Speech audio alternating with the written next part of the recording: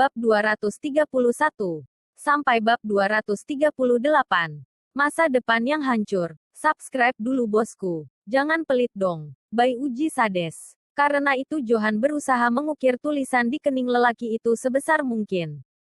Sedalam mungkin. Hanya satu kata, miskin saja sudah memenuhi separuh keningnya. Selain itu, ada satu hal yang perlu diperhatikan. Ternyata tulisan Johan sangat jelek. Kata, miskin yang diukirnya lebih jelek dari tulisan anak SD. Tetapi Johan tetap mencoba memperbaikinya sedikit. Lelaki itu terkekeh dan berkata, "Maaf, Pak Tama, saya tidak terbiasa mengukir kata dengan pisau. Agak jelek jadinya. Kamu jujur saja. Sebenarnya kamu sekolah berapa tahun?" Tanya Tama sambil tertawa mencibir. Johan serentak tertawa terbahak-bahak. "Saya sekolah beberapa tahun. Setidaknya sudah lulus SD. Hanya saja faktanya selama 6 tahun di SD. Saya tidak pernah benar-benar belajar," ujarnya. Tama menganggukkan kepalanya dan berkata, "Bagus juga sih. Kalau kamu kasih dia tulisan yang bagus justru yang keenakan." Malah dia saat mendengar perkataan Tama. Din hanya bisa menangis sampai napas lelaki itu tersengal-sengal. Rasa sakit di keningnya sudah tidak penting sama sekali.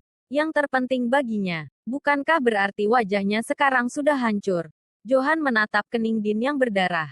Lelaki itu mengeluarkan segumpal tisu dalam sakunya. Dengan tisu itu, dia mengusap darah di kening Din. "Sini, sebelahnya lagi," ujar Johan. Segera setelah itu, Johan mulai mengukir sebuah kata lagi. Dan kali ini, dia juga ukir dengan sangat besar. Satu bagian satu kata, sungguh menarik perhatian sekali. Setelah selesai mengukir, Johan tidak lupa melihat dulu bagian kiri dan kanan sejenak. Setelah itu dia baru mengangguk puas. Kemudian dia pun bertanya pada Tama, "Pak Tama, bagaimana dengan keterampilan saya dalam mengukir? Masih oke, kan?" Tama berhenti merekam video dan menganggukkan kepala. Lumayan juga," ujarnya. Setelah mendengar jawaban Tama, Johan baru terkekeh. Lalu dia bertanya lagi, "Pak Tama, kalau muka plastik ini mau diapakan? 2 orang ini aku serahkan ke kamu saja. Kamu awasi mereka baik-baik. Kalau Din berani mencoba menghilangkan bekas lukanya atau berani memanjangkan rambut untuk menutupi keningnya, habisi saja dia langsung," ujar Tama. Terus yang satunya lagi, "Kalau dia berani pergi memperbaiki hidungnya yang bengkok, kamu langsung hancurkan seluruh wajahnya sekalian. Satu lagi, kalau dia masih berani main TikTok, langsung patahkan tulang kakinya saja," timpal Tama. Kedua orang yang sedang berlutut itu seketika tercengang kaku.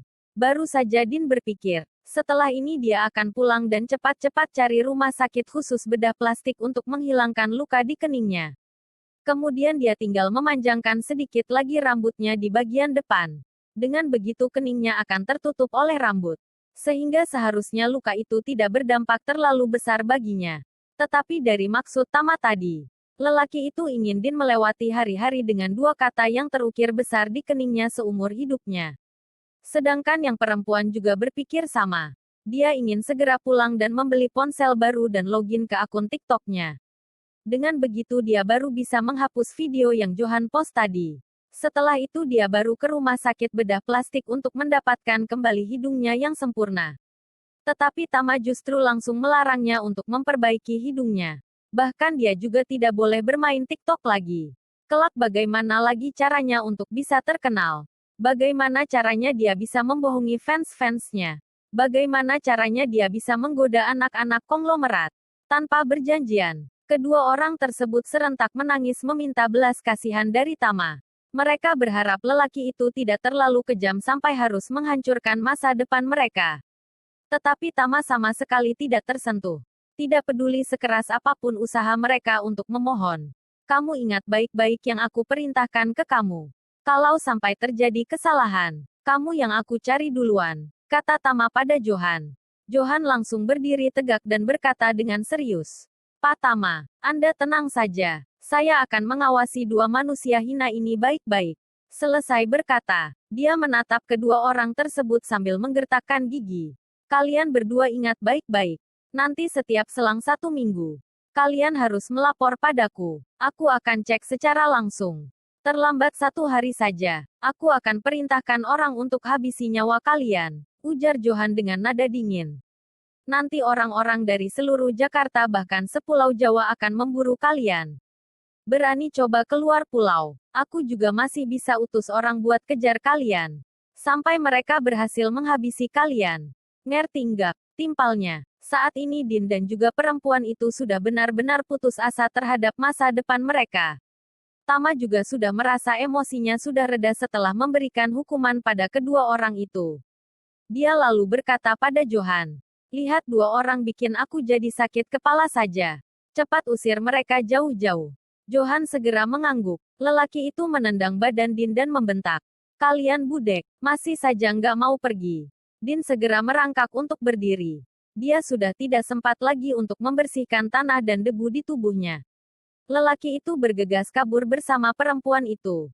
Johan menendang bokong lelaki itu tanpa ampun. Sakit kuatnya tendangan lelaki itu menyebabkan Din terperosok jauh. Sampai-sampai dia terlihat sangat menyedihkan. Kalian dengar baik-baik. 1 minggu kemudian, kalian harus datang ke Bellagio dan beri laporan. Aku mau periksa kalian dengan mataku sendiri. Kalau kalian berani nggak datang. Johan mengarahkan ibu jarinya ke leher dan membuat gestur menggorok leher pada kedua orang tersebut. Om Johan, tenang saja. Kami pasti akan ke sana, jawab Din. Mereka berdua bergegas mengiyakan. Setelah itu, mereka baru kabur secepat mungkin dari situ. Dalam sekejap mata, bayangan kedua orang itu sudah tidak terlihat sama sekali. Johan berjalan dan berhenti tepat di samping Tama. Lelaki itu berkata dengan hormat, "Pak Tama, apakah Anda puas?" Tama langsung menoleh untuk melihat istrinya dan juga Nanda. Lelaki itu mendapati ekspresi wajah mereka berdua terlihat sedikit aneh.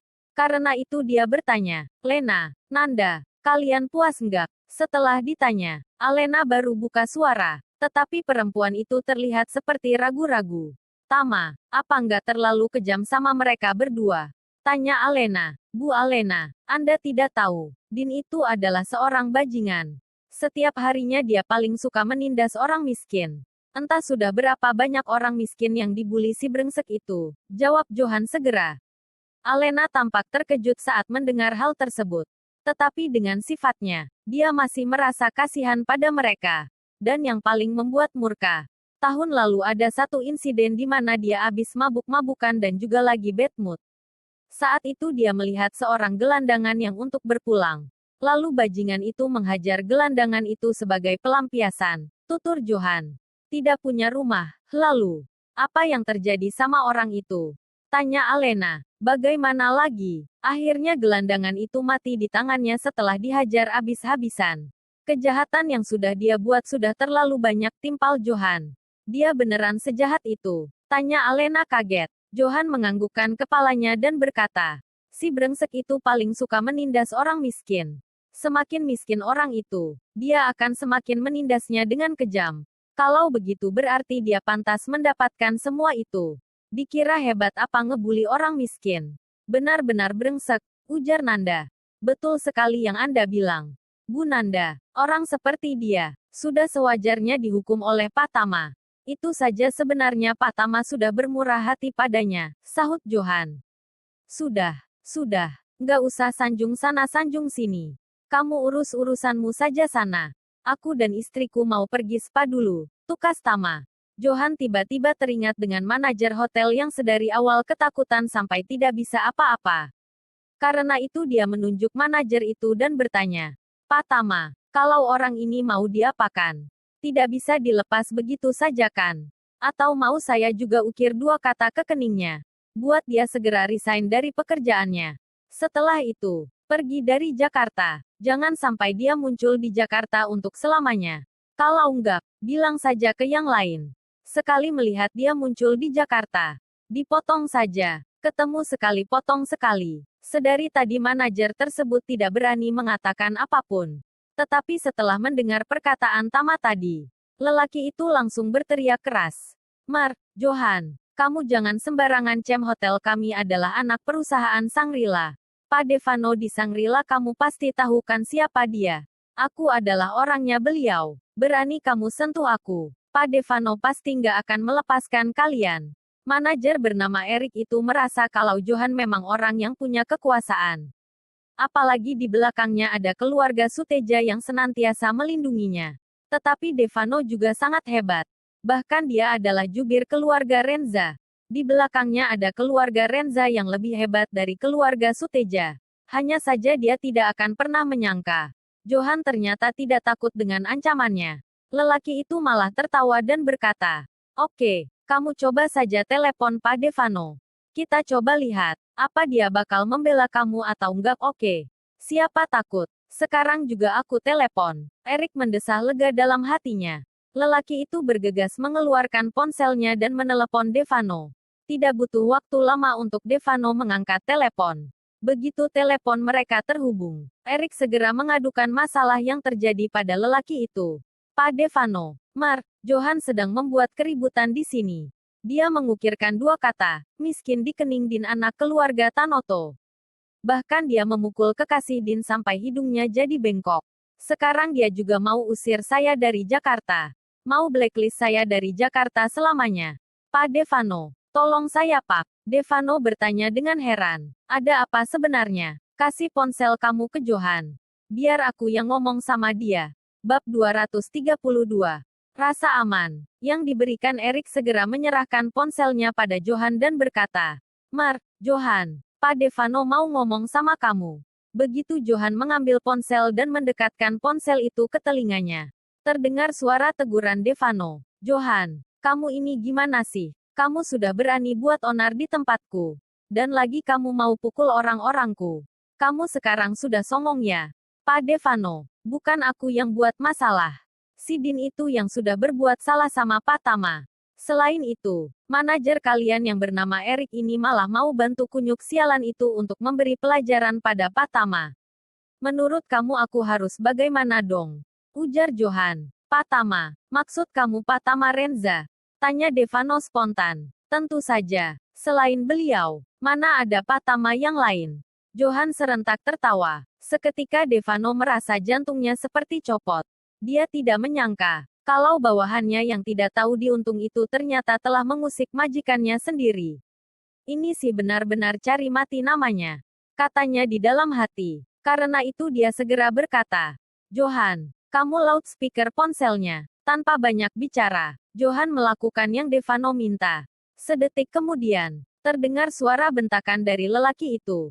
"Erik, sialan kamu. Mata kamu itu dipakai buat apa? Berani-beraninya kamu macam-macam sama Pak Tama. Kamu sudah bosan hidup. Kalau saja ponsel itu bukan dalam mode loudspeaker dan diletakkan di dekat telinga, mungkin gendang telinga Erik akan pecah." Saat mendengar perkataan atasannya tersebut, seketika Erik terkejut sampai kedua kakinya gemetaran hebat. "Pak Devano, saya tidak tahu kalau dia adalah Pak Tama." Erik mencoba untuk membela diri. "Kali ini kamu sendiri yang cari mati.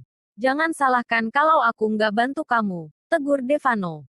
Setelah itu dia berkata lagi, "Johan, bagaimana kata Pak Tama?" Kata Pak Tama, "Pecat cecunguk ini. Abis itu usir dari Jakarta. Kalau dia sampai berani balik lagi. Ketemu sekali potong sekali." "Oke, aku mau minta tolong sama kamu." "Silakan, Pak Devano. Kamu tolong aku hajar dulu dia sampai setengah mati." "Siap." Johan mengiyakan sambil menyeringai lebar. Setelah itu dia menutup telepon. Sedari awal Erik sudah ketakutan sampai terduduk lemas di tanah. Dalam hatinya dia terus bertanya-tanya. Sebenarnya siapa lelaki muda itu? Mengapa bahkan seorang Devano begitu menghormatinya? Tapi persetan dengan semua itu. Saat ini, hidupnya jauh lebih penting dari pun. Karena itu Erik segera merangkak dan bersujud di depan Tama sambil memohon ampun. "Apa, Pak Tama? Tolong lepaskan saya. Saya minta maaf. Sejak kecil saya sudah hidup di Jakarta. Orang tua, kerabat, teman semua ada di Jakarta. Kalau seumur hidup tidak bisa kembali lagi ke sini, hidup saya jadi tidak ada artinya. Kamu menjabat sebagai manajer di Chem Hotel. Aku yakin Devano nggak akan membayar kamu dengan gaji kecil. Gaji tahunan ditambah bonus tahunan kamu saja sudah cukup untuk mendapatkan kehidupan baik di kota Jakarta dan kamu menjadi karyawan dengan bayaran tinggi," ujar Tama. "Tetapi kamu malah memilih menjadi budak untuk orang-orang seperti Din. Kamu bahkan membawa satpam-satpam Chem Hotel untuk bantu Din memukul tamu hotel lainnya.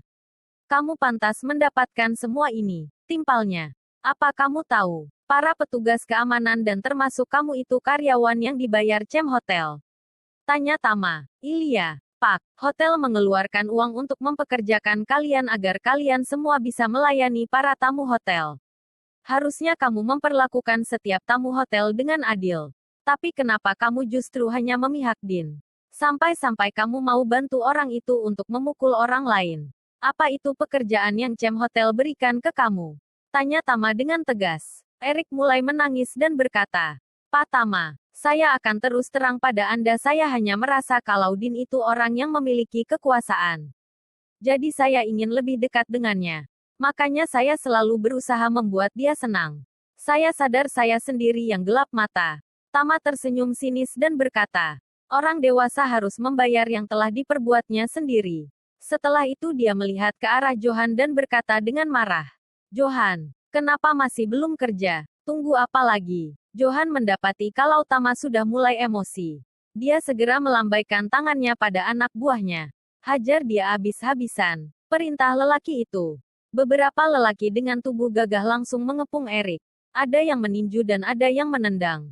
Semua menyerang secara bertubi-tubi. Erik hanya bisa menjerit kesakitan. Sampai dia merasa untuk bernapas saja sakit.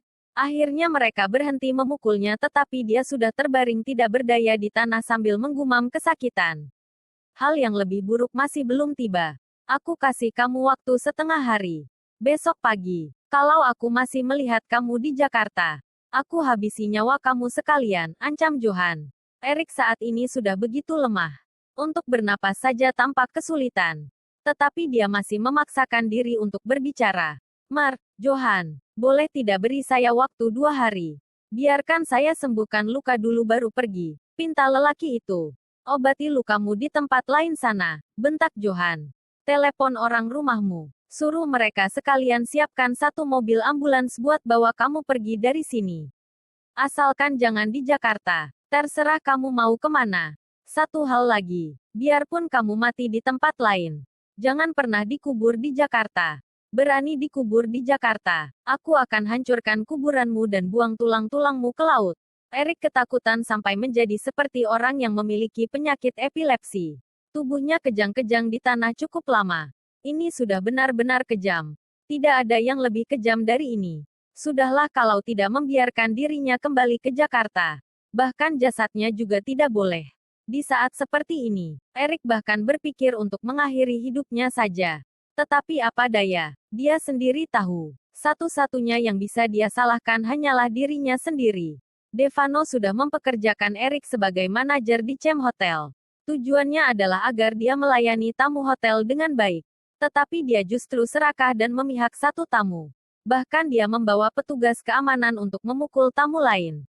Itu saja sudah merupakan sebuah kesalahan yang sangat parah. Apalagi dia telah mengusik tamu terhormat yang bahkan Devano sendiri begitu menghormatinya.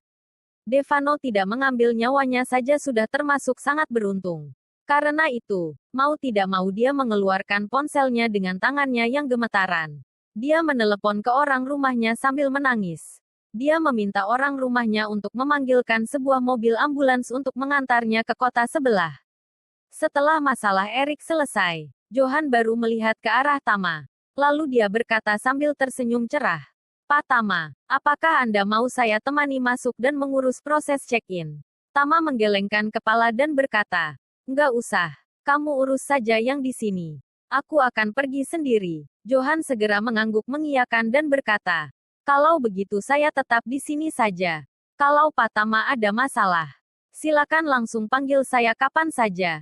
Tama hanya mengangguk. Setelah itu dia melihat ke arah Alena dan juga Nanda. Ayo, kita masuk dulu, ujarnya. Saat ini Nanda baru tersadar dari lamunannya. Matanya sesekali menatap Tama. Pada tatapannya terdapat penuh rasa kagum yang tidak dapat disembunyikan.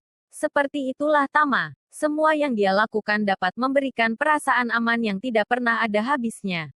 Nanda merasa, asalkan dia berada di sisinya, hatinya akan selalu merasa nyaman, aman, dan tenteram. Meskipun suatu hari langit akan runtuh, dia juga merasa tidak perlu takut.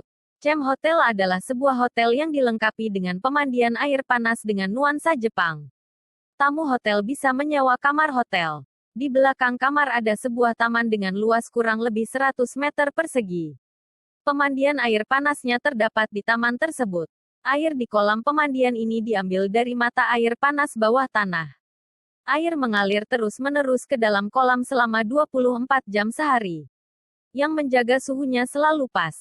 Setelah Devano tahu kalau Tama berkunjung, dia segera mengatur karyawan hotel.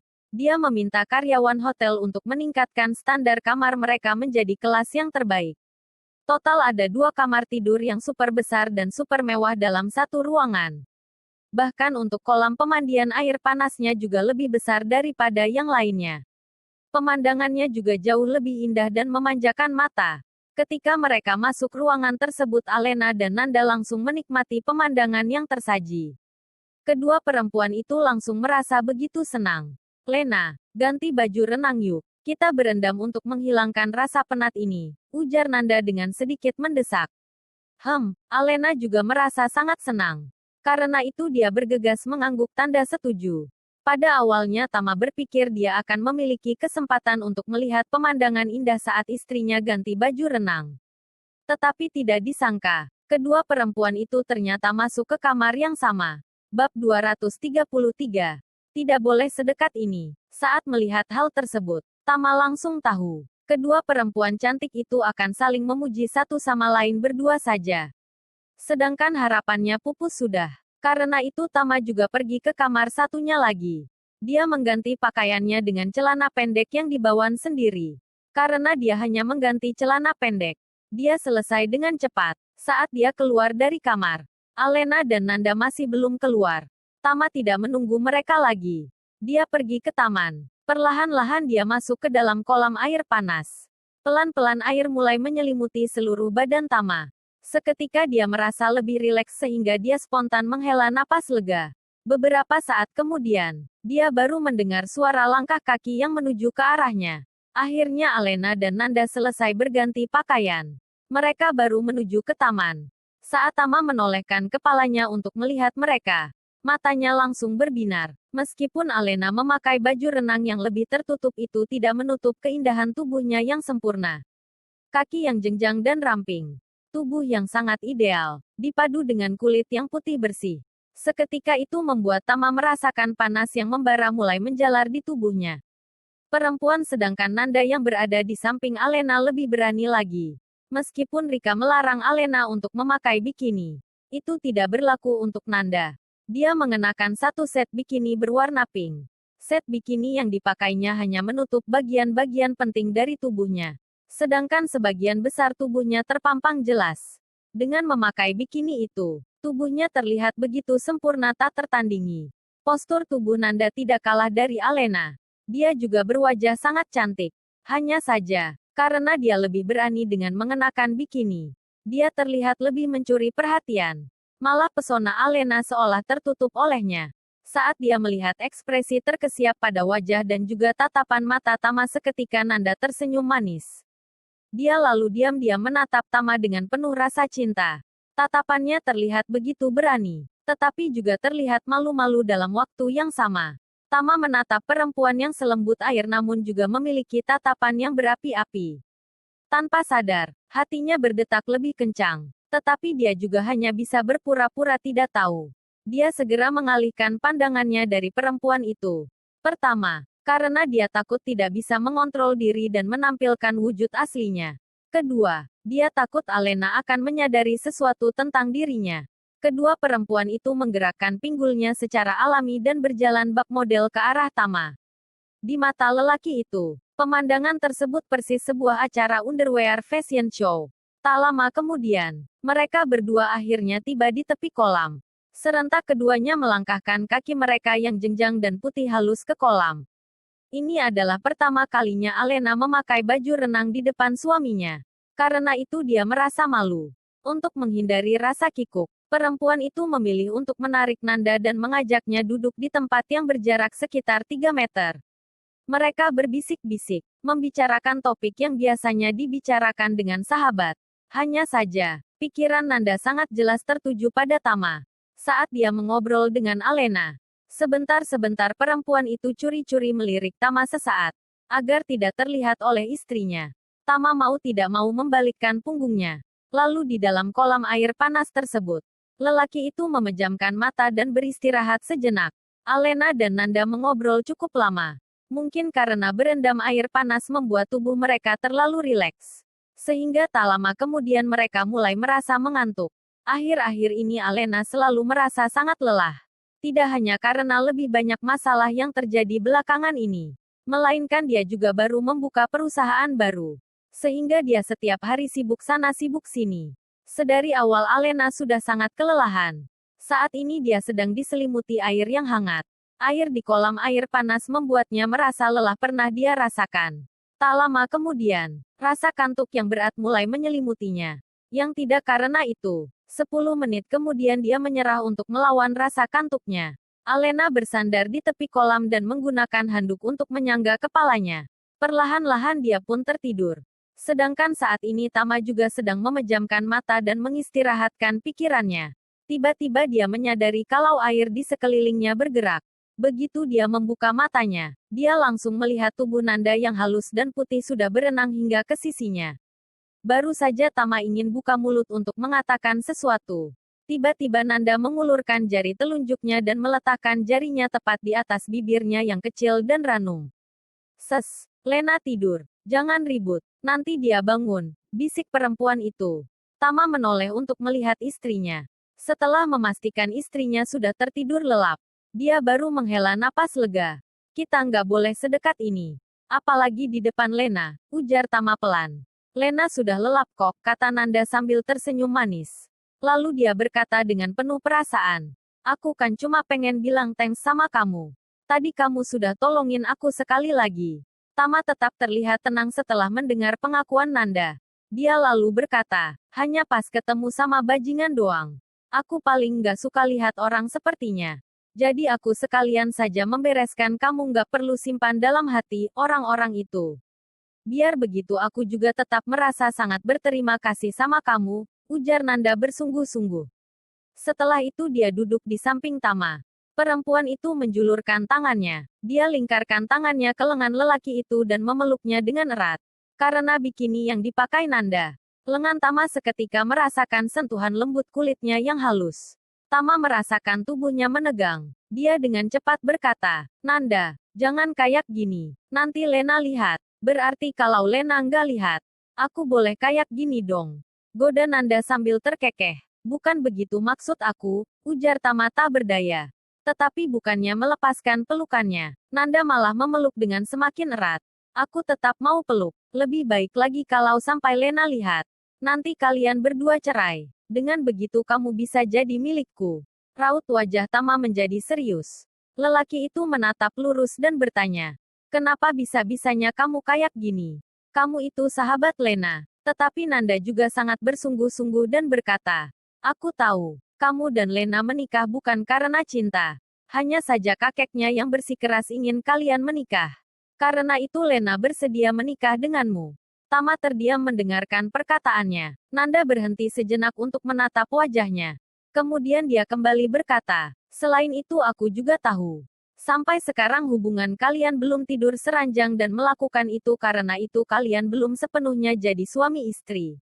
Nanda berhenti sesaat. Kedua matanya berbinar. Dia kali ini berkata dengan lebih bersemangat. Karena kalian belum sepenuhnya jadi suami istri. Kenapa kalian masih saja saling menggantung satu sama lain? Lebih baik kalian cepat-cepat cerai. Setelah itu kalian bisa mencari cinta sejati kalian masing-masing. Kayak gitu bukannya lebih bagus? Kalian nggak perlu menghalangi masa depan satu sama lain. Kamu nggak akan mengerti perasaanku terhadap Lena, ujar Tama sambil mengibaskan tangannya. Kalau begitu, apa kamu mengerti perasaanku padamu? Tanya Nanda. Tama mengangguk. Dia lalu berkata dengan bersungguh-sungguh. Aku mengerti, tapi aku nggak bisa berikan apapun padamu. Maaf. Kenapa? Tanya Nanda. Raut wajahnya menjadi muram. Kenapa kamu bersikeras mempertahankan pernikahan yang nggak sempurna itu? Kenapa kamu nggak mau melepaskan pernikahan palsu itu dan mengejar cinta sejati? Cinta sejati yang juga membalas cintamu. Beberapa waktu lalu aku juga sudah mengatakannya dengan jelas. Kita nggak cocok. Biarpun aku sama Lena benar-benar bercerai. Kita juga nggak akan pernah bisa bersama. Apalagi, aku sama sekali nggak akan menceraikan Lena. Percuma saja kamu membuang-buang waktumu untukku, ujar Tama pelan. Nanda mendengus pelan dan berkata, biarpun harus membuang-buang waktuku, aku juga bersedia. Pokoknya aku cuma suka sama kamu. Kamu benar-benar bodoh. Daripada buang-buang waktu hanya untuk aku, lebih baik kamu cari lelaki lajang yang belum menikah atau belum punya pacar. Agar kamu bisa menjalankan hubungan yang serius, ujar Tama yang merasa tidak tahu harus berkata apa lagi. Mata Nanda yang besar tiba-tiba tertutup uap air. Bibir kecilnya cemberut karena tidak suka mendengar Tama berkata seperti itu. Tama, hatiku telah jadi milikmu sepenuhnya. Sejak pertama kali kamu menolong aku sudah jatuh cinta padamu. Setelah melalui begitu banyak masalah, sampai detik ini aku semakin mencintaimu. Nggak ada yang bisa membuat aku berhenti mencintaimu. Tama, tiba-tiba wajahnya terlihat seperti orang mabuk dengan pipi yang merah merona. Semalam, aku mimpiin kamu, ujar Nanda dengan serius. Mimpiin aku? Tanya Tama heran. Mimpiin aku kayak gimana? Aku mimpi kamu ikut aku kembali ke rumah keluargaku. Kita menikah. Lalu apa? Wajah cantik Nanda semakin memerah dan dia berkata, lalu kita punya anak laki-laki yang gemuk dan lucu. Tama mengerutkan bibirnya dan berkata, mimpi itu selalu kebalikan dari kenyataan. Kalau gitu punya anak perempuan juga boleh kok. Aku tetap suka, tukasnya segera. Saat Tama melihat Nanda yang bersungguh-sungguh, dia benar-benar merasa serba salah dan sakit kepala karenanya. Karena itu dia sekali menekankan, Nanda, di antara kita nggak mungkin terjadi apa-apa. Kamu sama sekali nggak tahu apa-apa tentang aku. Wajah Nanda menjadi muram. Matanya menatap Tama dengan tatapan sayu. Dia berkata, kalau nggak tahu, aku juga bisa perlahan-lahan memahami kamu. Setelah berhenti sesaat, dia melanjutkan, meskipun kamu nggak cerai sama Lena juga nggak apa-apa. Aku bisa mencintaimu secara diam-diam biarpun aku harus mencintaimu dengan cara seperti itu untuk seumur hidupku. Aku juga bersedia. Bab 234. Boleh dilihat, jangan disentuh. Untuk sesaat, Tama sungguh tidak tahu harus berkata apa setelah mendengar perkataan Nanda. Berarti perempuan itu bahkan bersedia untuk menjadi kekasih gelapnya. Tetapi bagaimana mungkin dirinya membiarkan hal seperti itu terjadi? Pertama, perasaannya pada Alena bukan perasaan yang dibuat-buat. Perasaannya sungguh tulus pada istrinya itu. Waktu itu, kakek Alena menjodohkannya dengan Tama. Meskipun perempuan itu tidak suka, tetapi pada akhirnya dia menyetujui untuk menikah dengan Tama. Selain itu, di saat semua keluarganya menertawakan dan mengejek suaminya, Alena tidak pernah sekalipun memandang rendah Tama. Tidak hanya itu, saat Bu Yanti sakit, Alena selalu berusaha berhemat. Uang yang dia miliki, dia pinjamkan pada Tama untuk membayar biaya rumah sakit Bu Yanti. Tama tidak akan pernah melupakan kebaikan istrinya itu. Karena itu, bagaimana mungkin dia membiarkan Nanda menjadi kekasih gelapnya? Tepat di saat Tama larut dalam pikirannya sendiri, Alena yang sedang tertidur lelap tiba-tiba bergerak. Tama langsung terkejut. Dia segera menarik tangannya dari pelukan Nanda. Sedangkan Nanda yang melihat kalau Alena belum bangun, segera mendekatkan wajahnya ke bibir Tama. Dengan bibirnya dia mencium lembut bibir Tama. Sentuhan yang lembut terjadi begitu cepat. Terlepas juga dengan begitu cepat. Bahkan Tama belum sempat memberikan reaksi. Nanda sudah berenang pergi menjauh darinya dengan wajah tersipu merah. Dan Tama melihat Alena bergerak dan sebentar lagi akan bangun. Karena itu dia juga tidak mengatakan apapun lagi. Sesuai dugaan, tak lama kemudian Alena mulai meregangkan otot-ototnya. Dia membuka matanya perlahan dan berseru. Nyaman banget bisa berendam kayak gini. Rasanya semua penatku hilang dalam sekejap. Setelah itu Alena menatap sahabatnya. Dia mendapati wajah sahabatnya merah seperti tomat. Dia merasa heran dan bertanya, Nanda, airnya nggak panas kok. Kenapa muka kamu merah kayak gini? Kamu demam. Nanda mengusap wajahnya dengan malu-malu. Lalu dia tertawa kecil dan berkata, airnya memang nggak panas. Tapi ada perempuan cantik bak bidadari yang lagi tidur di sampingku. Sekali lihat kamu, seluruh tubuhku jadi panas nih. Sambil berbicara, Nanda bermaksud menggoda dengan mengulurkan tangannya pada Alena. Tetapi Alena segera menghindar. Kemudian Nanda dengan cepat menyemburkan air ke arah Alena. Dan Alena juga segera menyemburkan air ke sahabatnya itu untuk melawan balik. Seketika kedua perempuan itu sibuk bermain air. Tubuh Nanda terlihat lebih montok. Dengan gerakan yang heboh. Pemandangan seperti itu membuat Tama merasa pusing. Sedangkan Alena yang di sebelahnya juga tidak kalah dari sahabatnya. Sama-sama menyajikan pemandangan yang menyilaukan mata. Tama merasa tubuhnya mulai memanas. Untuk menenangkan hati dan pikirannya, dia segera menyelamkan kepalanya ke dalam air. Dengan begitu dia tidak bisa melihat kedua perempuan itu. Nanda dengan cepat menyadarinya. Karena itu dia sengaja meledek dengan berkata, "Woi, Tama, ngapain kamu nyelam kayak gitu? Nggak takut keselak air?" Dari mulut Tama keluar gelembung-gelembung udara. Lelaki itu langsung mengangkat kepalanya dari dalam air. "Aku sudah selesai berendam. Kalian lanjut berendam saja. Aku ambilkan minuman buat kalian berdua," ujarnya. Alena segera berkata, "Pas banget nih. Aku haus. Tama, tolong ambilkan Coca-Cola ya. Yang dingin." "Oke," jawab Tama sambil angguk-angguk. "Kalau gitu aku mau Sprite. Yang dingin juga," sahut Nanda. "Oke." Setelah mengiyakan, Tama segera berdiri. Dia bergegas kabur dari kolam pemandian air panas itu. Di sampingnya ada dua perempuan yang sangat cantik. Yang satu adalah istrinya, dan yang satu lagi sepenuh hati ingin jadi kekasih gelapnya. Selain itu, keduanya berpakaian begitu minim. Kalau Tama terus berada di situ, takutnya dia tidak bisa lagi mengendalikan dirinya. Untuk saat ini, Alena masih belum bermaksud untuk melakukan hubungan suami istri dengannya. Sedangkan Nanda, perempuan itu memiliki perasaan sepenuhnya pada dirinya. Meskipun perempuan itu memiliki perasaan padanya, dirinya sudah menjadi suami perempuan lain. Karena itu tentu saja Tama tidak akan bisa melakukan apapun terhadap Nanda. Maka dari itu, bagi Tama, kedua perempuan itu bagaikan hal yang boleh dilihat tetapi tidak boleh disentuh. Hal seperti itu kalau dilihat terlalu banyak, tidak hanya akan melukai badannya, tetapi juga melukai hatinya. Ketika Tama, istrinya, dan juga Nanda sedang berendam sambil bersantai di kolam pemandian air panas, Din dan kekasihnya sedang berada di dalam sebuah mobil keluaran Wuling. Mereka berdua duduk sambil terguncang sana-sini di mobil yang terlihat sudah cukup usang itu. Sedari masuk ke dalam mobil, Din selalu menutup keningnya. Dia takut tulisan di keningnya terlihat oleh sopir mobil tersebut. Saat di perjalanan setelah kabur dari Chem Hotel, dia memberhentikan mobil yang sekarang ditumpanginya itu. Dia dan sopir mobil itu sudah sepakat dengan harga 400.000. Sopir mobil akan mengantarkannya sampai ke rumah. Karena itu, Din sudah sangat tidak sabar ingin segera sampai di rumah. Dia tidak ingin mendapat masalah baru tidak terduga yang mungkin bisa saja terjadi. Tetapi sepandai-pandainya Din mencoba menutupi keningnya. Pada akhirnya tetap ketahuan juga. Justru saat sopir itu melihatnya dari kaca spion. Sopir itu melihat keningnya yang masih mengalirkan darah segar. Pada awalnya sopir itu mengira dirinya yang salah lihat. Setelah melihat berkali-berkali, sopir itu akhirnya bertanya dengan kaget. "Masnya lagi terluka. Nggak ada urusannya sama kamu. Kamu fokus bawa mobil saja deh. Nggak usah banyak bacot," tukas Din tanpa rasa sungkan sedikit pun.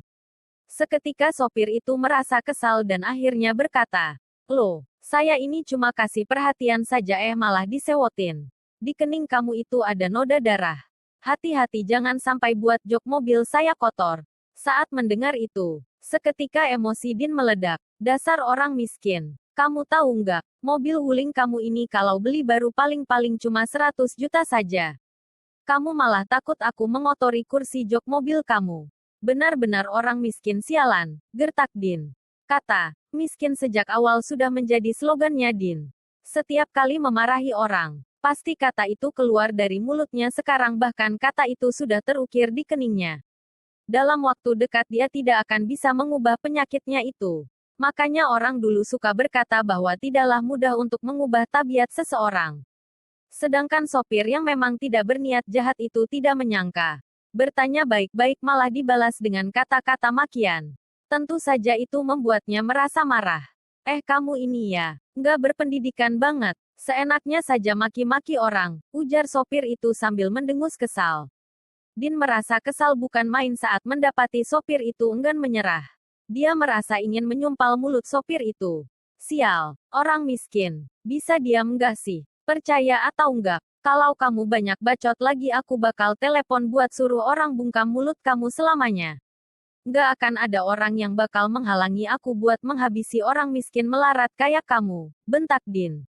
Sopir tersebut juga merasa marah bukan main. Kebetulan mobilnya sedang melewati perempatan di pusat kota. Matanya melihat sebuah mobil polisi lalu lintas sedang terparkir di tepi jalan di sudut perempatan. Sopir itu langsung menghentikan mobilnya tepat di depan polisi. Kemudian dia segera turun dari mobilnya. Pak polisi, di mobil saya ada penumpang yang sedang mengancam mau membunuh saya. Saya curiga kalau dia membawa senjata tajam. Saya merasa keselamatan saya sudah terancam, ujar sopir itu pada polisi begitu dia turun. Mendapat pengaduan seperti itu, beberapa orang polisi lalu lintas langsung turun dari mobil patroli. Mereka langsung mengepung mobilnya. Setelah itu salah satu dari mereka membuka pintu mobil dan berkata pada Din dan juga kekasihnya. Angkat tangan dan turun. Perintah polisi itu. Saat ini, Din baru menyadari kalau dia sudah membuat masalah baru. Mereka ternyata sudah berada di area pusat kota. Polisi itu menyuruhnya mengangkat tangan dan turun dari mobil. Dengan begitu, bukankah dia tidak bisa menutupi kata miskin yang terukir di keningnya itu? Maka dari itu, dia memutuskan, bagaimanapun caranya, dia tidak akan turun dari mobil. Sekalipun harus mati dia tidak akan turun. Setelah itu, tanpa berpikir panjang dia berkata pada polisi itu, apa-apaan sih ini Pak? Aku ini penumpang. Lakukan sampai mengganggu kalian. Cepat suruh sopir itu kembali dan segera antarkan aku pulang ke rumah. Kalau enggak, masalah justru jadi panjang nanti, ujar Din. Pak yang aku melihat sikapnya yang arogan dan tidak menghormati orang lain. Polisi itu langsung tahu kalau Din bukan orang baik. Apalagi dia sedari tadi menutup keningnya dengan tangannya. Dan di bawah tangannya terlihat noda darah. Polisi itu memperkirakan kalau Din baru saja terlibat baku hantam dengan senjata tajam. Orang seperti itu biasanya pasti memiliki catatan kriminal. Bahkan rata-rata dari mereka biasanya adalah buronan. Jadi polisi itu merasa lebih baik menangkapnya terlebih dahulu dan diperiksa dengan jelas. Karena itu dia memberikan isyarat mata kepada polisi yang lainnya. Salah satu dari mereka mengeluarkan semprotan gas air mata yang biasa digunakan polisi. Sekarang angkat kedua tangan kamu. Cepat turun dari mobil untuk diperiksa. Kalau tidak, kami akan mengambil tindakan terhadap kamu sesuai dengan hukum yang berlaku.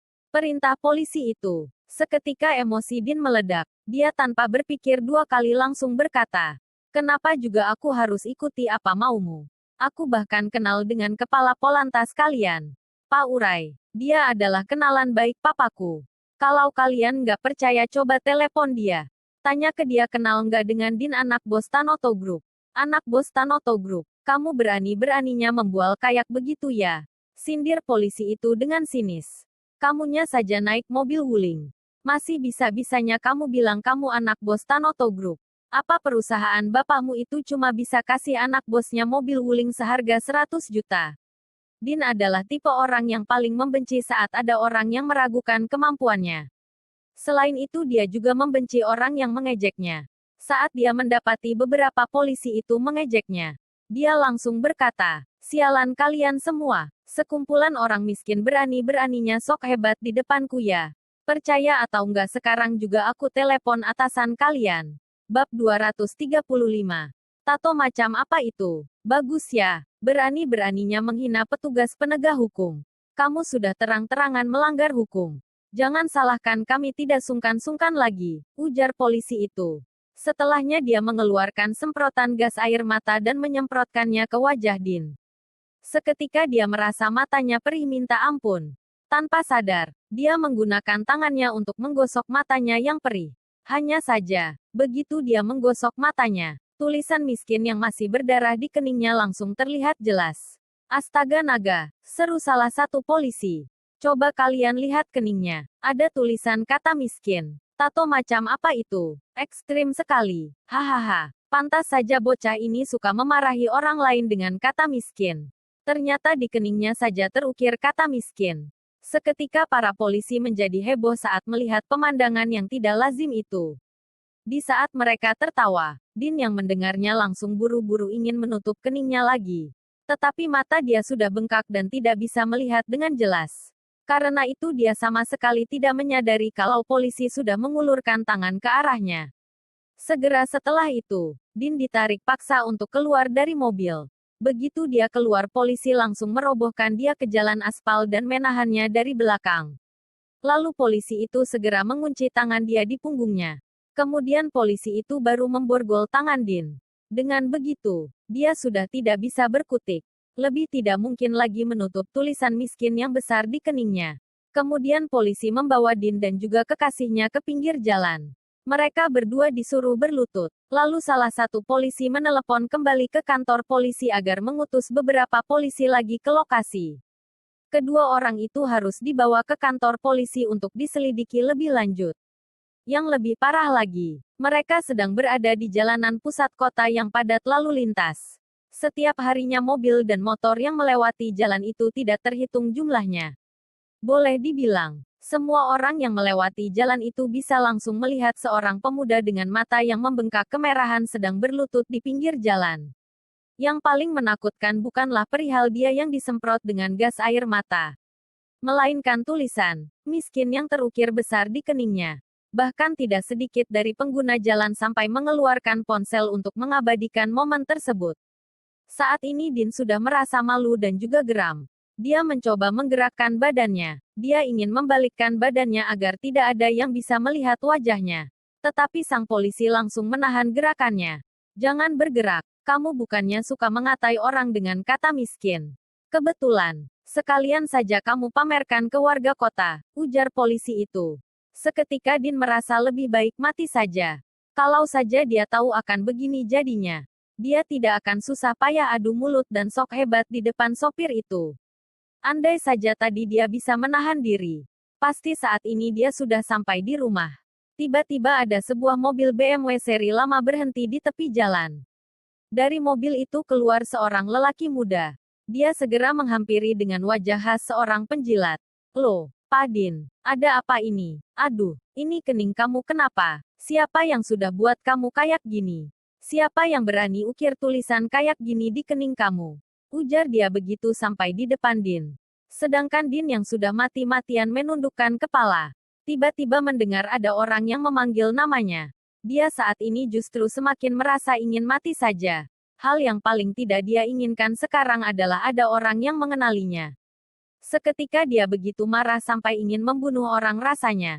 Tetapi dia tetap mendongakkan kepalanya untuk melihat orang itu. Din merasa orang ini terlihat familiar. Karena itu dia bertanya, siapa kamu? Dia segera menjelaskan dengan semangat. Aku Arkan. Arkan Haris. Dulu kita pernah makan bareng. Barengan dengan Andre Aresta juga. Kamu sudah nggak ingat sama aku. Din menatap Arkan sambil menggertakkan giginya. Tiba-tiba dia meludah ke wajah Arkan. Persetan dengan keluarga Haris miskin melarat. Berani-beraninya kamu kesini buat menertawakan aku. Percaya atau enggak, nanti aku habisi nyawa kamu. Rutuknya sambil marah-marah. Arkan merasa seperti tercekik. Apa maksudnya ini? Padahal dia tidak berniat menertawakan Din. Dia tidak sengaja melihat Din sedang bersama polisi di pinggir jalan. Makanya Arkan bermaksud menghampirinya. Sekalian cari perhatian dan memberikan kesan bagus di depan dia. Namun siapa sangka Din langsung memakinya. Bahkan dia meludah di wajahnya. Benar-benar menjijikkan. Pak Din, kalau kayak gini kamu sudah keterlaluan Iho. Aku itu hanya kasih perhatian pada teman. Karena itu aku datang untuk tanya-tanya situasinya kayak gimana. Siapa tahu aku bisa bantu tapi kenapa kamu malah kayak begini? Ujar Arkan dengan dongkol. Siapa yang butuh perhatian kamu? Lagi pula, kamu itu orang miskin. Mana pantas kamu menjadi temanku? Memangnya kamu siapa? Sialan. Orang miskin tapi berani-beraninya coba dekatin aku. Enyah kamu dari hadapanku, bentak Din dengan berapi-api. Aku, Arkan merasa sakit hati sampai tidak tahu harus berkata apa. Dia ingin membentak balik, tetapi dia tidak berani berhadapan secara langsung dengan Din. Bagaimanapun, untuk saat ini kekuatan keluarga Tanoto melebihi berkali-kali lipat daripada keluarga Haris yang sudah diambang kebangkrutan. Kalau Arkan sampai mengusik Din, pastinya dia tidak akan berakhir dengan baik. Karena itu dia hanya bisa mengelap ludah di wajahnya dengan lengan bajunya sendiri. Setelah itu dia berkata dengan marah. Pak Din, aku yang terlalu banyak ikut campur dan sudah sok dekat. Maaf. Lalu dia langsung membalikkan badan dan kembali ke mobilnya. Tanpa melihat Din lagi, Arkan langsung memacu mobilnya pergi dari situ. Saat ini dia merasa sangat marah. Terhina, tersiksa, sengsara. Semua perasaan bercampur aduk dalam hatinya. Apa-apaan coba? Benar-benar sial rasanya, pikirnya. Sedangkan di satu sisi lainnya, Din juga tidak baik-baik saja. Dia tidak berhenti mendengus kesal sambil sesekali menghela napas. Mimpi apa dia semalam sampai harus mengalami hal seperti itu? Awalnya, dia hanya ingin diam-diam pulang ke rumahnya. Siapa sangka, sekarang dirinya malah jadi bahan pertunjukan di perempatan pusat kota. Banyak orang yang mengeluarkan ponsel untuk memotretnya. Bahkan ada yang sampai membuat video dan mengunggahnya di TikTok. Tidak hanya itu, ada orang yang memberikan Din nickname baru, yaitu orang miskin nomor satu di Jakarta. Berita mengenai Din dalam sekejap mata sudah tersebar hingga ke seluruh pelosok Jakarta. Cem Hotel malam ini adalah malam yang sangat menyiksa bagi Tama. Padahal awalnya dia berencana memberanikan diri untuk tidur seranjang dengan istrinya. Tetapi pada akhirnya entah karena Nanda yang sengaja atau bukan, perempuan itu malah bersikeras ingin tidur sekamar dengan Alena. Bahkan dia beralasan kalau itu adalah girls time atau apapun itu. Makanya, mau tidak mau Tama harus tidur seorang diri. Dia tidur di kamar yang satunya lagi. Keesokan harinya, seharusnya setelah bangun tidur, mereka sudah bersiap-siap check out dan kembali ke kota. Tetapi kedua perempuan itu masih tidak rela harus meninggalkan kolam pemandian air panas. Karena itu, mereka kembali berendam sepanjang pagi. Setelah itu mereka baru ikut Tama pergi check out meskipun harus dengan berat hati. Hanya saja, setelah berendam air panas dari sumber alami, kulit Alena dan Nanda terlihat lebih lembut dan bercahaya. Mereka berdua terlihat lebih cantik dari biasanya. Saat mereka sedang check out di bagian resepsionis, Devano datang sendiri ke Cem Hotel. Dia mengejar Tama dan Alena untuk meminta maaf. Di depan mereka, Devano memberikan peringatan keras bagi seluruh karyawan Cem Hotel. Kalau sampai terjadi hal serupa seperti perlakuan yang tidak adil pada tamu hotel, siapapun dia akan langsung dipecat dan tidak akan menerima santunan apapun. Seketika seluruh karyawan hotel akhirnya baru menyadari pentingnya memberikan pelayanan yang baik bagi tamu hotel. Setelah itu, Devano beserta bagian top manajemen Cem Hotel mengantarkan Tama dan rombongan sampai ke depan pintu utama hotel. Awalnya Devano berniat mengantarkan mereka sampai ke lapangan parkir. Tetapi Tama memberikan isyarat mata padanya. Lalu dia berkata, kami langsung ke lapangan parkir untuk ambil mobil dan kembali ke kota. Pak Devano, sampai di sini saja. Devano cepat dalam menangkap maksud Tama. Devano tahu kalau dia tidak ingin dirinya terus mengikuti mereka. Karena itu dia segera berkata dengan sangat sopan. Atas kunjungannya, Pak Tama. Sampai jumpa dan hati-hati di jalan. Terima kasih. Setelah keluar dari hotel, Nanda meregangkan otot pinggangnya dengan malas. Perempuan itu lalu berkata, enak banget di sini bisa berendam tiap hari. Lena, coba kalian berdua nggak ada urusan. Alangkah bagusnya kalau kita bisa tinggal beberapa hari lagi di sini.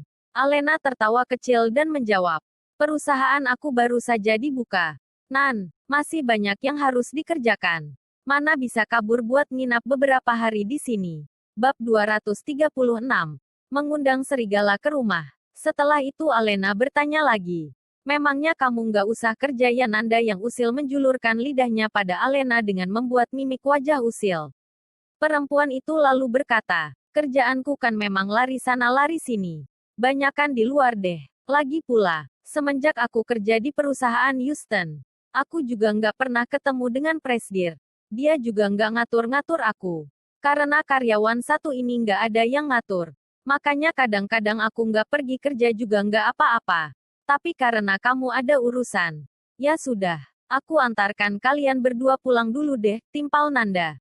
Saat mereka sampai di lapangan parkir, Tama menyadari Johan yang sedang berjaga di samping mobil Nanda. Bagian belakang mobil yang tergores kemarin juga sudah selesai diperbaiki. Saat melihat kedatangan Tama, Johan segera menyambut lelaki itu. Pak Tama, bagaimana dengan liburan Anda? Lumayan. Tama melihat-lihat sejenak bagian belakang mobil. Di luar dugaan, mobil itu sudah diperbaiki sama persis seperti beli baru. Kamu sudah kerja keras, ujar Tama pada Johan. Tidak kok, Pak Tama. Kebetulan saya punya bengkel, makanya saya langsung suruh karyawan bengkel bawa alat-alat ke sini dan memperbaikinya. Apakah Anda sekarang mau pulang? Apakah perlu saya mengutus beberapa orang untuk mengantarkan Anda? Kamu pergi kerjakan urusan kamu saja.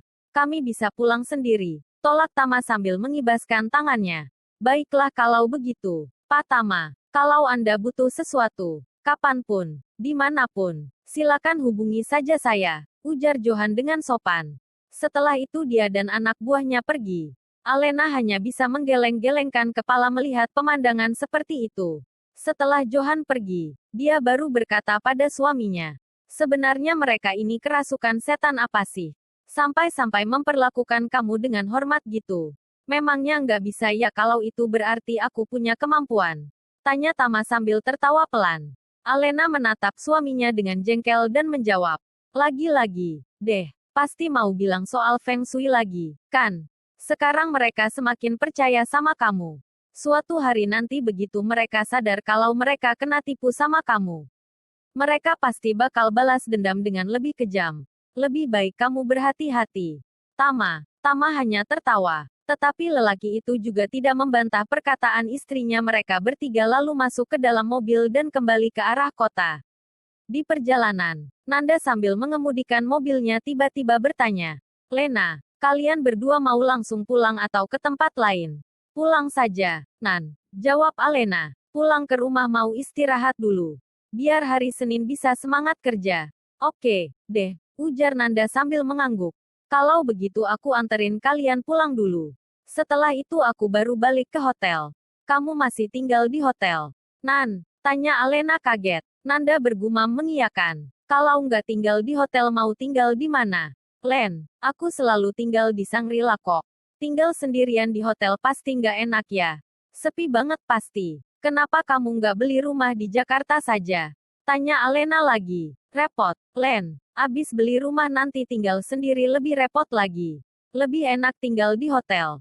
Tiap hari ada orang yang beresin kamar dan merapikan barang-barangku. Mau makan apa tinggal telepon. Abis itu diantar sampai ke kamar. Mau laundry juga tinggal telepon. Nanti ada ambil. Sudah kering. Sudah setrika rapi. Baru diantar lagi ke kamar. Memang benar, bagi orang-orang seperti Nanda yang keluarganya memiliki harta berlimpah. Mereka lebih memilih menggunakan jasa orang lain untuk menghemat waktu dan juga tenaga.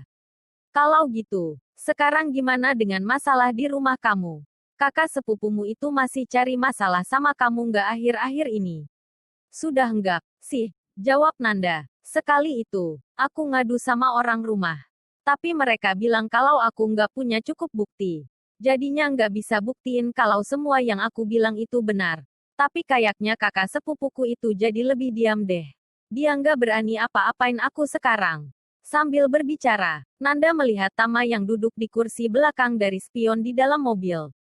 Mulut kecilnya bergerak mengucapkan, thanks tanpa mengeluarkan suara. Perempuan itu tahu dengan jelas di dalam hatinya.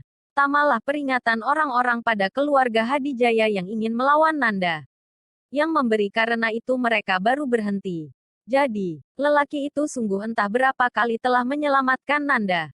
Dia tidak akan mengerti seberapa besar rasa terima kasih perempuan itu padanya.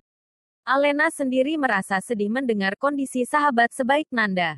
Dia yang seorang perempuan datang ke Jakarta seorang diri. Selama ini dia hanya bisa tinggal di hotel. Bahkan dia harus menghadapi pengkhianatan dan percobaan pembunuhan dari keluarganya sendiri. Saat memikirkan hal tersebut, tiba-tiba Alena berkata, Nanda, keluarga Aresta kasih satu villa ke Tama. Di villa perumahan Andara. Nanti kalau sudah selesai direnovasi, aku siapkan satu kamar untuk kamu.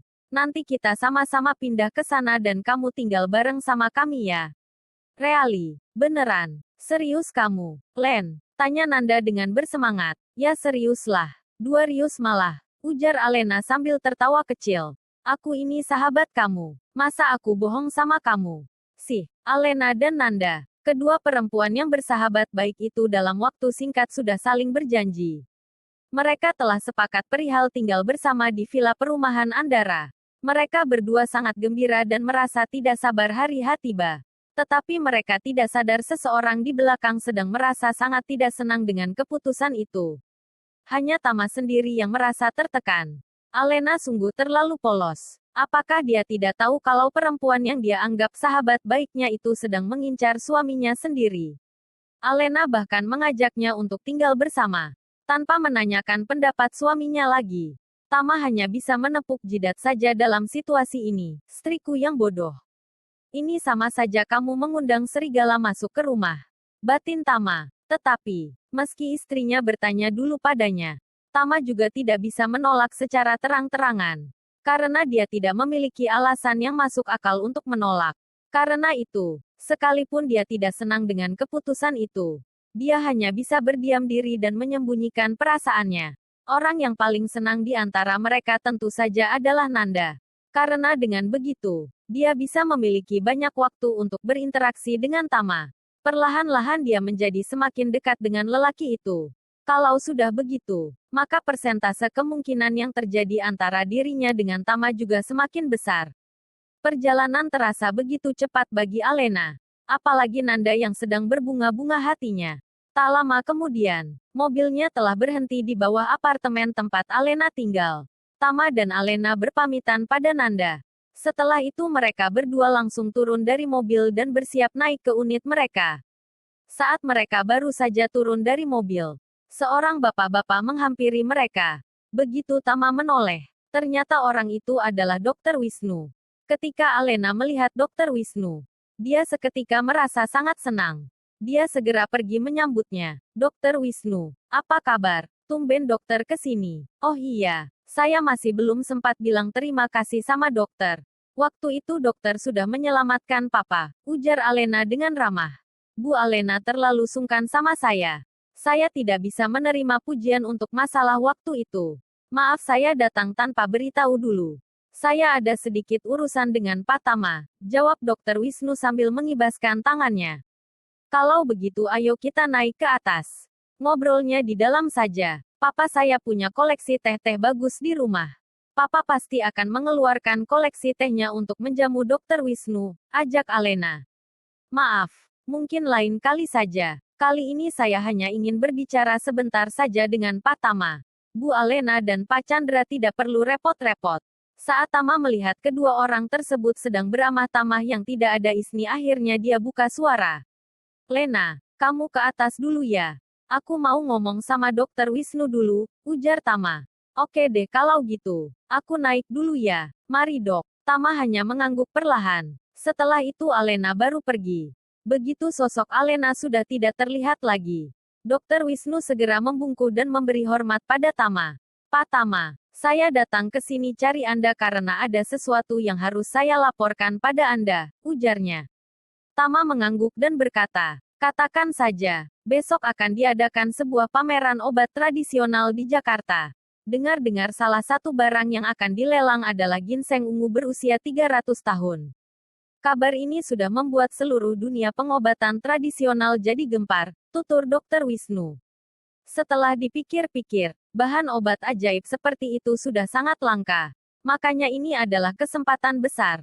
Mungkin saja Anda akan membutuhkan bahan obat itu.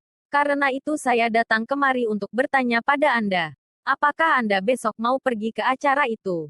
Timpalnya, ginseng ungu berusia 300 tahun. Tanya Tama. Dia kemudian berpikir selama beberapa saat. Berdasarkan catatan di kitab sakti hitam putih. Faktanya ginseng ungu memang sangat sulit untuk didapatkan. Apalagi yang sudah berusia 300 tahun. Maka tidak perlu dipikir, sudah pasti itu adalah bahan obat yang sangat berharga kalau Tama sungguh bisa memiliki bahan obat itu. Dia bisa membuat obat yang memiliki efek lebih kuat dan lebih hebat. Seperti obat yang bisa menyembuhkan orang yang sudah sekarat. Saat dia memikirkan hal tersebut, akhirnya dia mengangguk tanda setuju. Baiklah, besok kita pergi ke sana, ujarnya. Kalau begitu sekarang saya pergi urus undangannya dulu. Besok pagi saya akan menjemput Anda. Oke, kamu yang atur saja. Baiklah, Pak Tama. Kalau begitu saya pamit dulu. Tama mengangguk perlahan. Setelah Dokter Wisnu pergi, dia baru masuk ke rumah. Bab 237. Sudah sembuh belum? Keesokan paginya, sesuai dengan janjinya Dokter Wisnu datang menjemput Tama.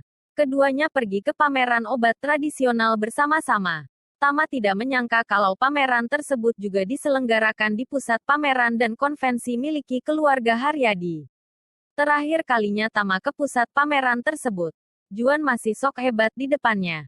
Tetapi sekarang, dia dan juga papanya telah berubah menjadi debu. Kedua orang itu sama sekali tidak menyisakan jejak di dunia ini. Semua pemandangan masih sama. Yang berbeda hanya tidak ada lagi Juan dan juga papanya.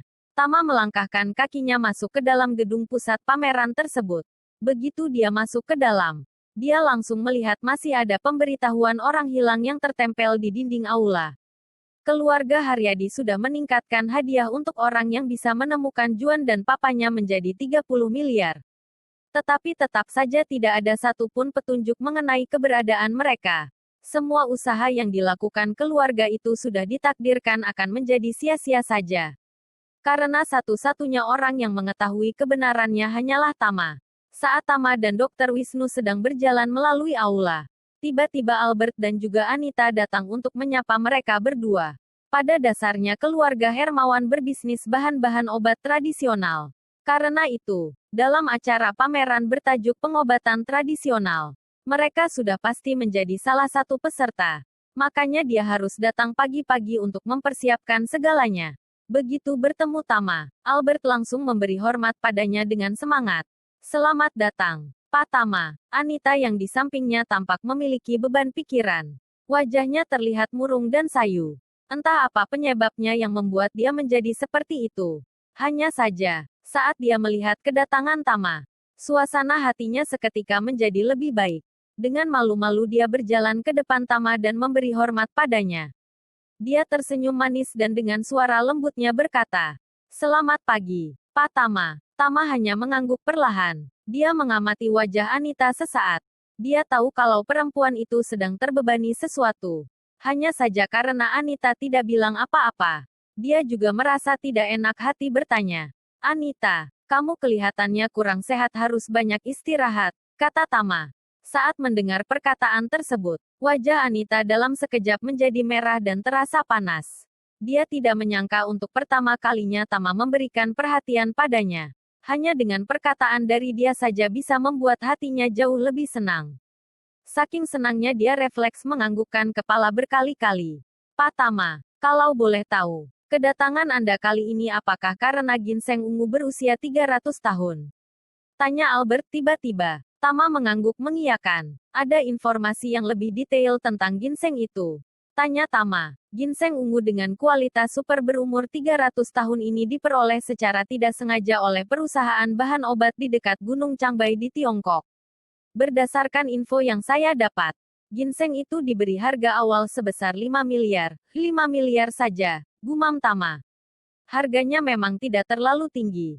Tetapi dengan harga segitu, sebenarnya sudah cukup tinggi. Diperkirakan penawaran akhir akan lebih dari 30 miliar, rasio harganya tidak terlalu tinggi, ucap Albert.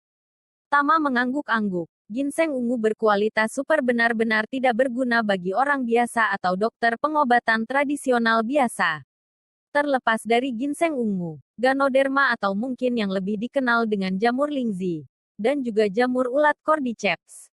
Bahan obat tradisional yang berharga ini pada dasarnya tidak terlalu berguna jika dimakan langsung. Mereka memiliki efek menguatkan stamina tubuh, tetapi tidak memiliki kemampuan untuk menyembuhkan semua penyakit. Oleh karena itu, jika ingin mendapatkan efek maksimal dari bahan-bahan obat tradisional tersebut ada 2 poin yang harus diperhatikan. Pertama, tergantung pada kombinasi resep. Kedua, tergantung pada kemampuan meramu dan membuat obat. Kombinasi resep adalah kunci utama. Hal yang paling penting dari semuanya. Saat menggunakan 10 bahan-bahan obat tradisional untuk membuat satu resep obat, ada yang bisa menyembuhkan penyakit, tetapi ada juga yang bisa membunuh orang yang meminumnya. Alasan mendasarnya terletak pada perbedaan proporsi pada 10 jenis bahan-bahan obat tersebut. Hanya karena perbedaan proporsi saja bisa memberikan efek yang jauh berbeda. Dan kalau ada beberapa lagi bahan yang tidak sama, efeknya akan sangat jauh berbeda. Adapun kemampuan membuat obat didasarkan pada resep yang baik, bisa membuat bahan-bahan terbaik menjadi obat terbaik. Ada sebuah perbandingan sederhana untuk lebih mengerti peran kemampuan membuat obat dalam menghasilkan obat yang baik. Kalau seseorang tidak memiliki kemampuan membuat obat yang baik, bahan-bahan obat yang memiliki nilai 10, pada akhirnya akan menjadi obat yang bernilai 1 saja. Kebalikannya, kalau dia memiliki kemampuan yang bagus, bahan-bahan yang bernilai 1 saja bisa menjadi obat yang bernilai 10. Kalau di setiap aspek sudah bagus, bahan-bahan obat yang bernilai 10 bisa menghasilkan obat bernilai 100. Dan untuk kemampuan Tama sekarang dia bisa membuat bahan-bahan obat yang bernilai 10 menjadi obat siap minum yang memiliki nilai 100. Lebih dari itu, Tama memiliki resep obat klasik yang telah lama hilang. Bahkan dia bisa membuat obat yang melampaui nilai 100. Maka, bahan-bahan obat seperti ginseng ungu kualitas super itu berguna baginya. Tetapi bagi orang lain, ginseng itu tidak memberikan manfaat yang terlalu besar. Kalau Tama berhasil mendapatkan ginseng itu, dia bisa membuat obat ajaib yang lebih bagus lagi. Lebih ajaib dibandingkan obat yang terakhir dia buat dan dibagikan ke orang-orang. Tepat saat itu, Tama tiba-tiba mendengar suara-suara yang familiar di belakangnya. Pak, jangan khawatir. Kali ini asalkan kita bisa mendapat ginseng ungu berusia 300 tahun itu. Semua bahan obat yang dibutuhkan untuk resep baru kita sudah terpenuhi. Setelah obat jadi, penyakit kamu pasti bisa disembuhkan, ujar seorang lelaki. Lelaki yang berbicara adalah Winson Hanjarsa.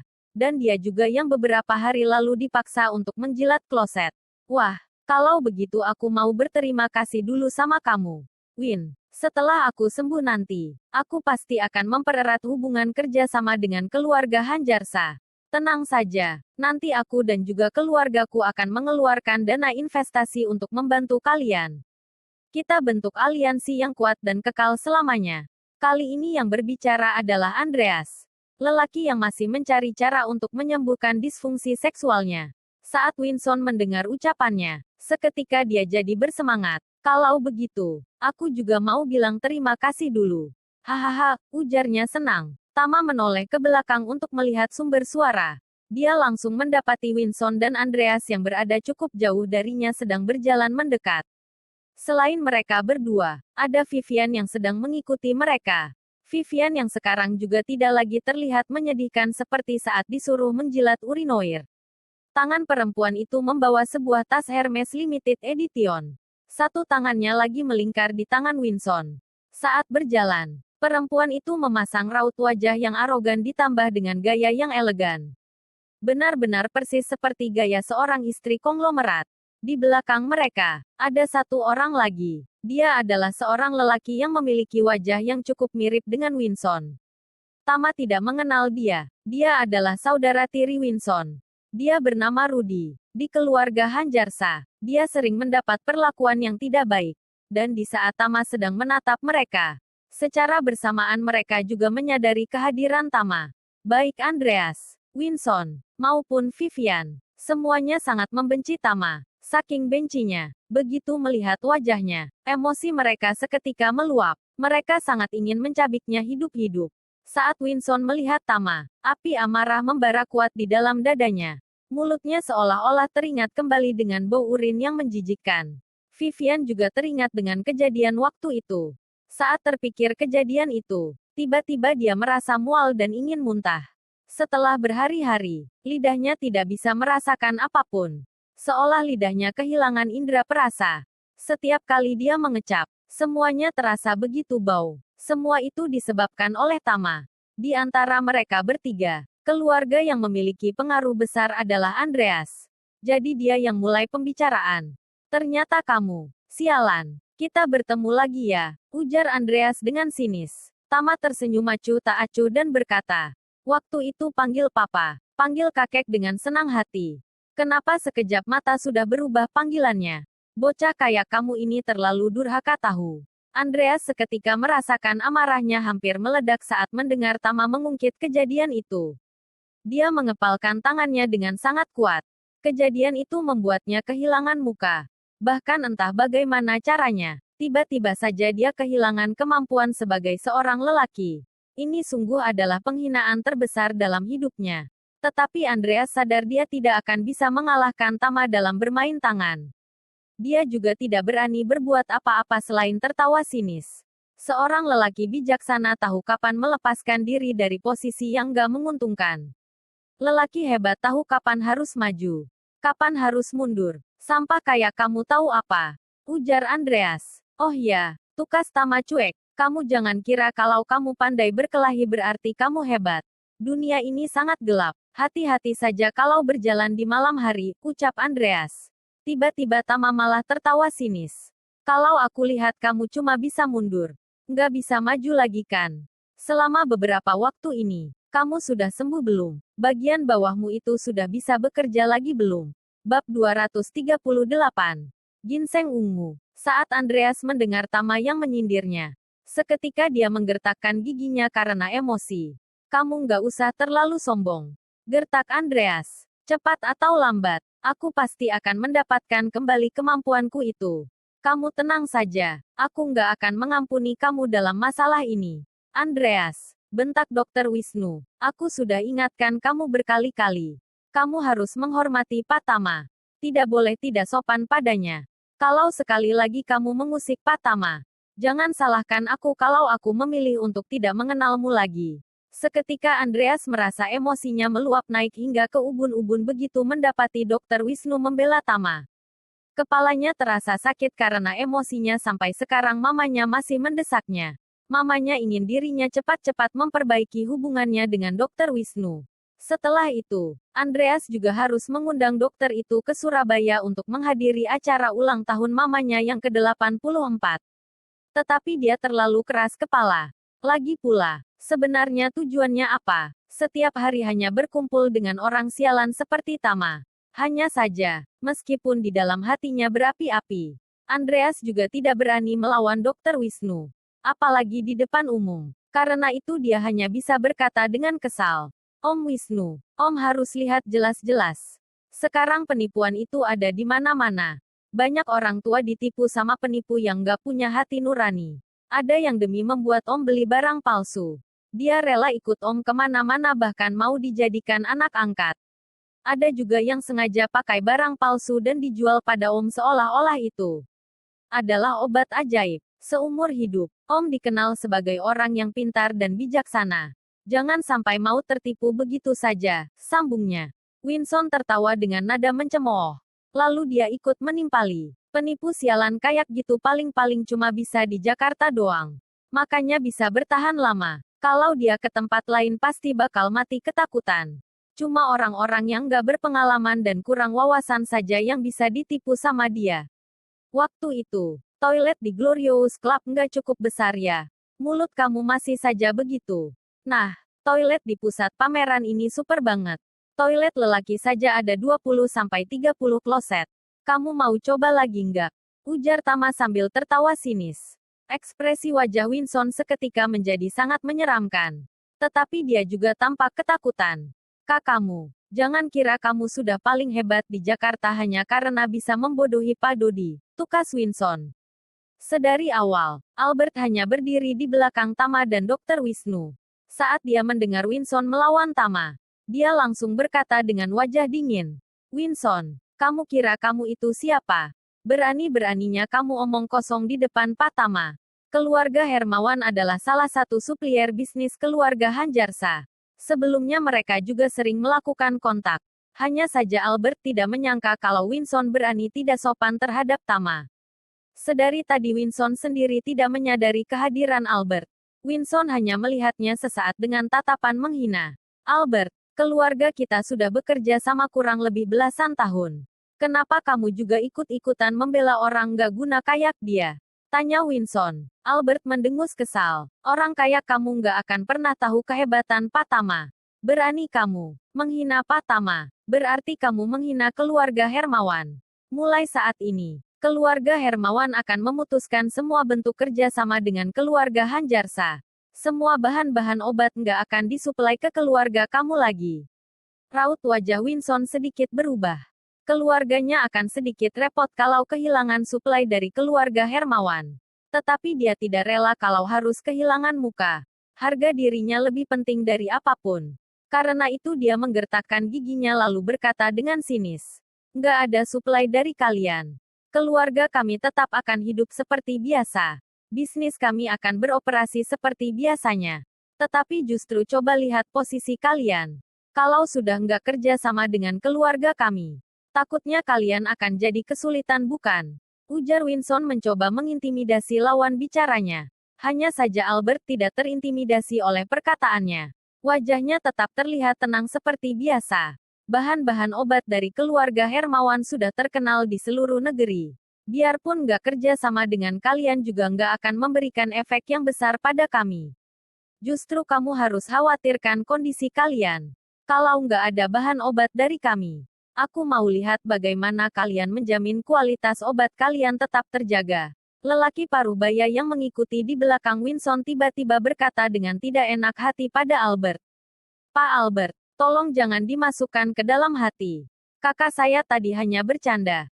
Keluarga kita sudah bekerja sama sejak lama. Tiba-tiba saja menghentikan semua kerja sama seperti ini.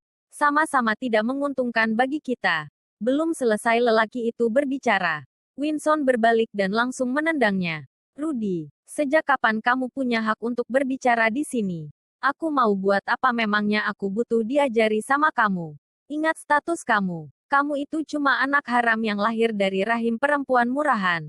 Berani omong kosong di depanku. Cepat balik ke tempat asalmu sana. Ujar Winston. Rudy tersungkur ke tanah sambil memegang perutnya yang ditendang dengan cukup kuat. Mukanya memerah menahan nyeri sambil berdiri dan kembali memosisikan dirinya di belakang Winston tanpa berkata apapun. Tama memandang Rudy sekilas. Dia melihat sosoknya yang dulu di diri lelaki itu. Yang selalu dikucilkan, direndahkan, dan dipermalukan tapi hanya bisa diam tanpa bisa melakukan perlawanan apapun. Selain itu hanya bisa sabar menunggu waktu yang tepat untuk membalas. Baby, enggak usah buang waktu sama orang kaya gini. Kita masuk aja yuk, ajak Vivian pada Winston yang hanya diangguki oleh lelaki itu. Di matanya, Tama dan Rudy hanya satu dari sekian banyak sampah-sampah masyarakat yang dia temui selama ini. Meskipun dia pernah dipermalukan oleh Tama, hal tersebut tidak mampu mengubah pandangannya pada lelaki itu. Dia tetap menganggap Tama lelaki yang tidak berguna. Selain itu dia juga sedang menunggu dan mencari waktu yang tepat untuk membalas dendam yang sudah mengakar di hatinya pada Tama. Tama sendiri juga tidak berniat menghabiskan waktunya untuk sekadar ribut dengan orang seperti Winston.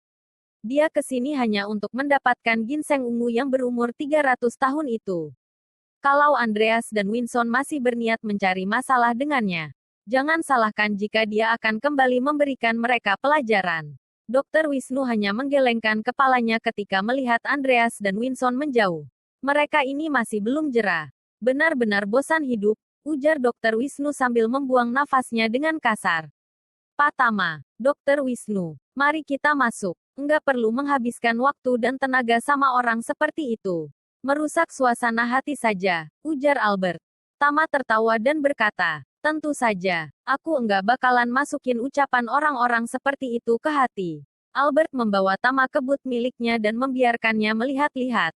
Keluarga Hermawan memang mempunyai banyak obat-obatan tradisional yang berumur ratusan tahun. Di sana terdapat puluhan etalase yang penuh dengan bahan obat-obatan langka. Pak, kalau di sini ada bahan yang Bapak perlukan, langsung kasih tahu saya saja. Saya langsung ambilkan, ujar Albert pada Tama. Tama mengangguk. Setelah aku dapat ginseng ungu itu kemungkinan aku akan bikin satu obat baru. Nanti kalau perlu apa-apa pasti aku kasih tahu kamu. Baik, apapun itu jangan pernah sungkan untuk beritahu saya. Pak, saya pasti akan semaksimal mungkin mendapatkannya, ujar Albert. Tama berkeliling melihat-lihat semua yang terpajang di situ namun masih belum menemukan bahan yang dia perlukan hingga membuatnya merasa sedikit kecewa. Sepertinya semua bahan-bahan yang ada di sini rata-rata hanyalah bahan yang termasuk normal. Tidak ada yang istimewa. Setelah berkeliling sejenak, tibalah waktunya pelelangan. Tama, Albert, dan Wisnu masuk ke ruang pelelangan. Di ruangan yang sangat luas itu sudah terisi ratusan kursi. Di depan terdapat kotak kaca yang diletakkan di tengah-tengah panggung yang berisi ginseng ungu berusia 300 tahun incaran Tama. Melihat ginseng itu sontak membuat Tama merasa luar biasa senang. Dia dapat merasakan betapa kuatnya kehebatan dari ginseng itu. Dari penglihatannya, ginseng tersebut bahkan berusia lebih dari 300 tahun. Meski dikatakan berusia 300 tahun, namun tampaknya hampir mendekati 400 tahun. Bersambung.